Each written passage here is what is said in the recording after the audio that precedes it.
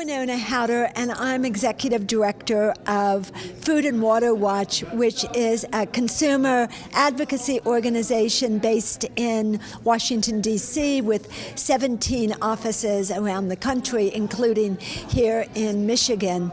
I wrote Foodopoly to be a platform to talk about one of the most important issues that is facing us, and that's our food system. We have a food system today that's making people sick and overweight, and it is benefiting some of the largest economic interests in the country.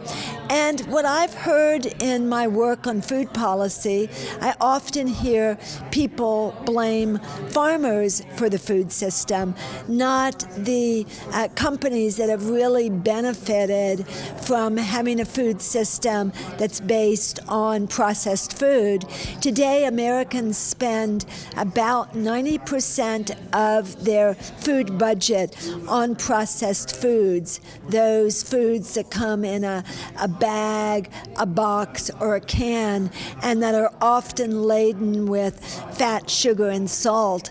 In fact, we have 20 food processing companies that I talk about in Foodopoly that produce more than 60% of the brands in the grocery store. So we often hear that we have a lot of choice. People go into their local grocery store and they're faced with hundreds, if not thousands, of different brands. But in reality, these brands are controlled by just a handful of companies that have figured out how to use these ingredients to addict people to junk food. And then we have a grocery industry that I discuss in Foodopoly. We have 4 large grocery chains that control, in some markets, 70 to 90% of the groceries that are sold, and overall more than 50%.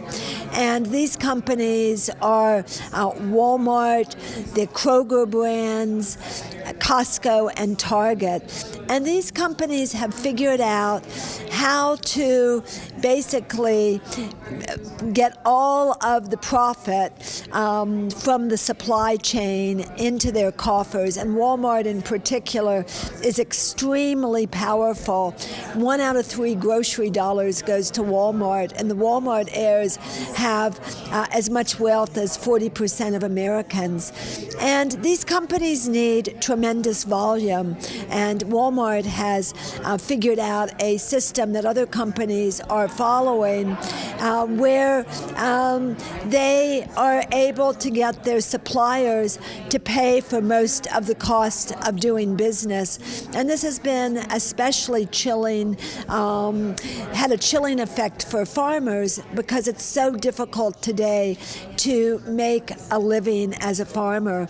So I wanted to lay out in Foodopoly a lot of the issues that we don't hear much about in conjunction with our food system, and to use the book as a call to action for really getting people involved in the political system. So I tell a story that begins in the 1930s, where modern food policy started, and goes through each decade, talking about how a select group of businessmen decided that we had too many farmers during the 1930s, and ever since that time have been figuring out how to get people out of farming. And in the early period after World War II, they felt that there was a need to get people out of farming so that there would be a cheap labor supply in urban areas of the country.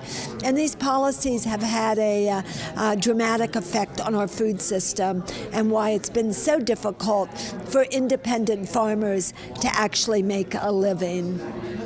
Well, one of the ways that the food industry has been so influential is by advertising, and they have been able to use advertising to get people to buy foods that are actually making them sick.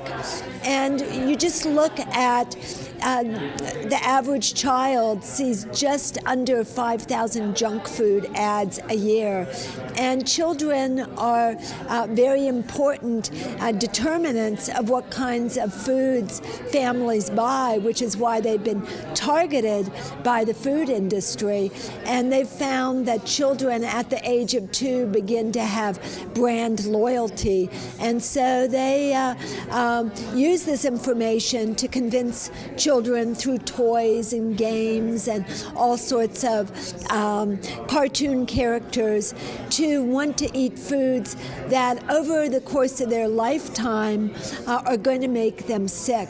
And in fact, one of the reasons that health care costs are so large in the United States is people are eating foods that are giving them a range of illnesses from diabetes to cancer. And if we really want to solve health problems, if we want to address a lot of environmental problems, because the way food is produced is also causing many environmental problems from the terrible impact that factory farms have on streams with all of the waste going into our waterways, to all of the pesticides and herbicides that are used in producing food, to the effect that the biotech industry has had on seeds and biodiversity.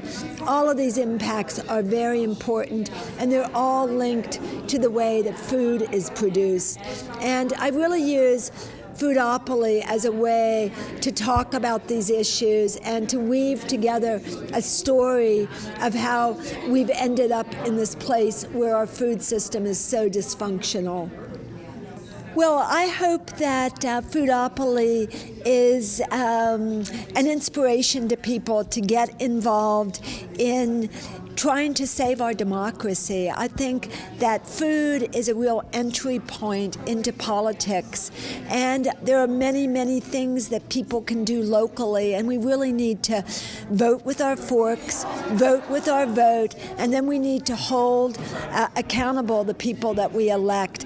And I think that food is one of the entry points in getting people politicized and actually involved.